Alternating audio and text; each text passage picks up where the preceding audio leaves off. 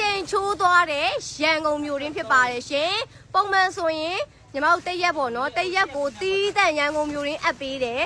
မနေ့ကနဲ့ဒီနေ့အပ်တာတော့ရန်ကုန်မြို့ရင်းကမပြီးသေးဘူးပေါ့နော်အဲ့တော့ရန်ကုန်မြို့ရင်းနေစံချိန်အရန်ချိုးနေပါတယ်ဘာကြောက်လဲလုံးဝကိုအော်ရာတွေကဝက်ကွဲပေါ့နော်မနေ့ပြန်ကညီမတို့အောင်မင်္ဂလာရေးစင်းမယ်ဘရင်အောင်လေးစင်းမယ်တပတ်ခါကလှိုင်တာရမမကိုကိုတွေထပ်ပါအောင်မယ်ထပ်လာအောင်မယ်နော်အဲ့တော့အော်ရာတွေကအရှိမပို့လဲနောက်ကမနိုင်ဖြစ်နေရပေါ့နော်အရန်ကို